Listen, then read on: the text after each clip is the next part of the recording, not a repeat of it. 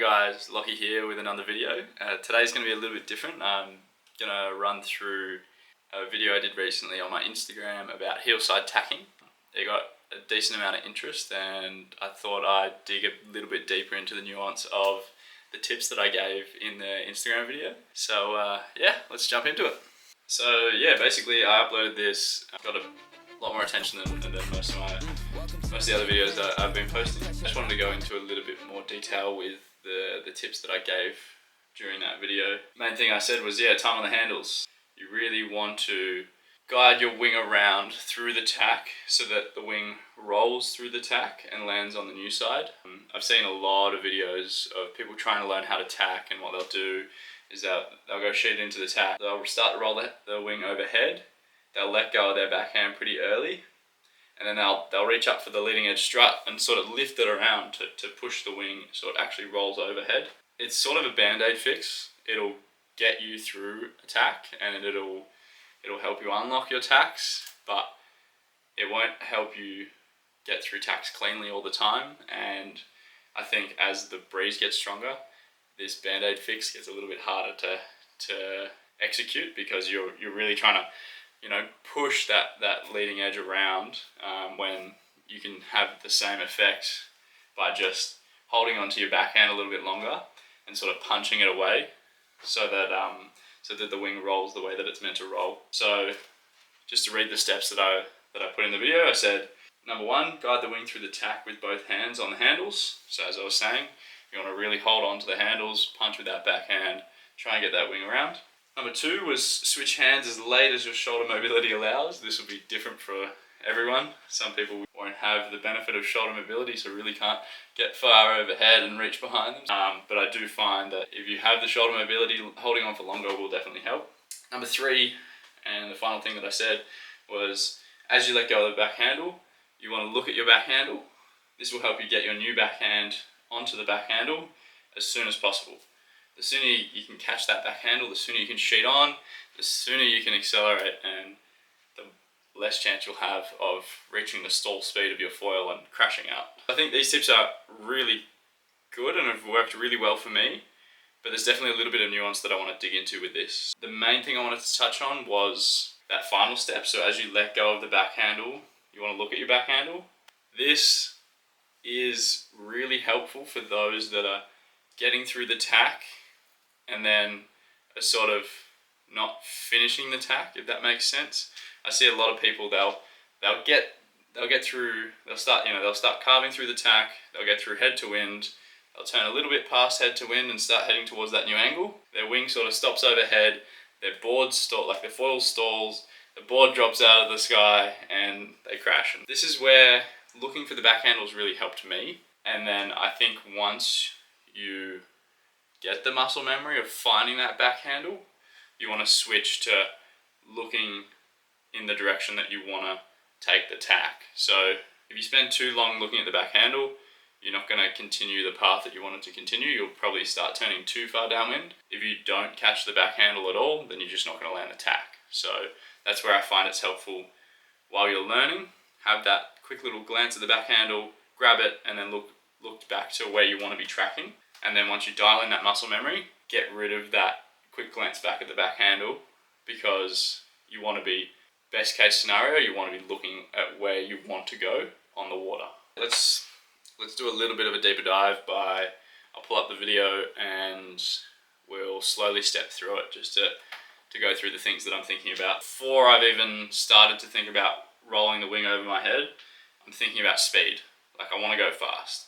Nearly any maneuver that you're trying to learn with wing foiling, speed is your best friend, because speed just equals more time. Your foil will have a certain stall speed, and the moment you drop down to that stall speed is the moment your board comes crashing out of the sky and back to the water. So more speed equals more time. The way that I'd achieve this is, if you're proficient at pumping your feet and pumping your wing, go for it.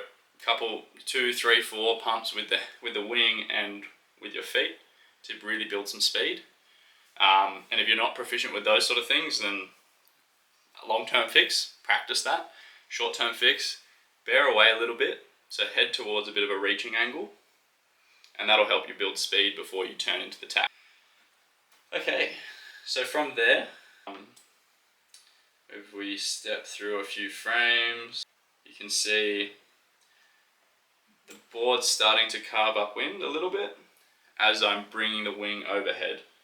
What you'll notice is my front hand is actually leading and my backhand sort of lagging a few seconds behind.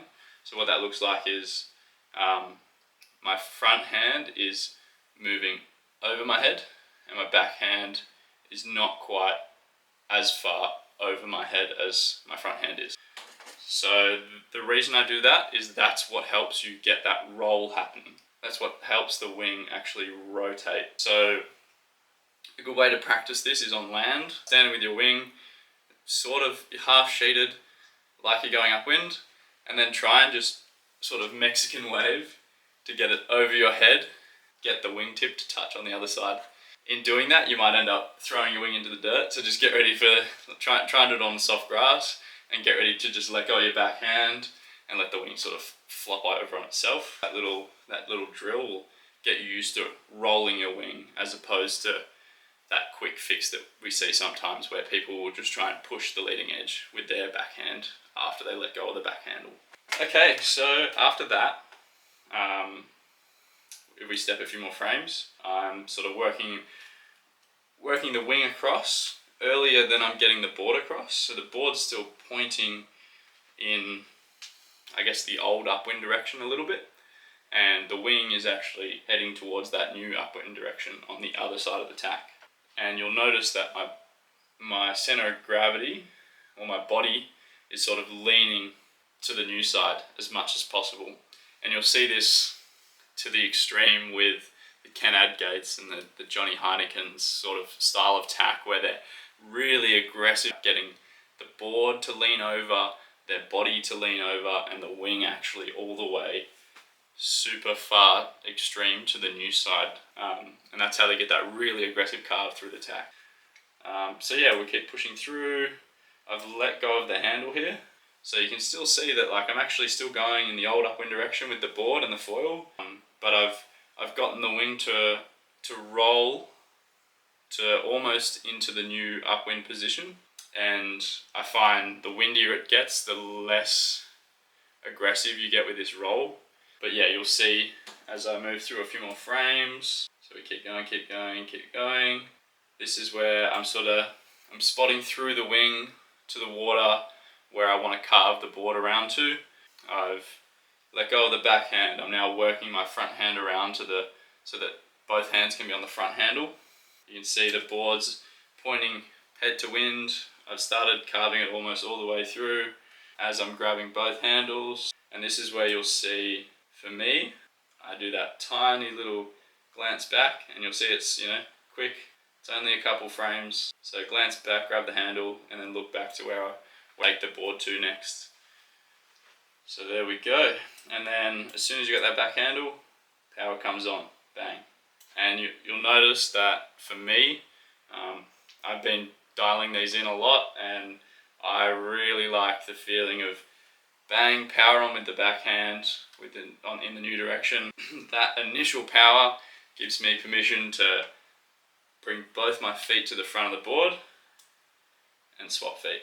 And the thing I like about that is you get that front foot swap, and that new foot almost kicks the board forward, giving you even more momentum to accelerate out of the tack. So there we go. That is the Heelside tack. So play that through, bang, wing overhead, getting that roll happening, let go of the backhand, eyes spotting where I want to go, carve the board through the wind, swap hands, grab that backhand nice and quick. As soon as power comes on, swap feet. So that's about it for Heelside tacking. Hope those tips make a bit of sense. Feel free to leave any comments below with any questions, and I'll do my best to answer them. And if need be, happy to make more videos about this one. I also want to touch on toe-side tacking, so make sure you subscribe and keep an eye out for that video coming up pretty soon. Thanks for watching.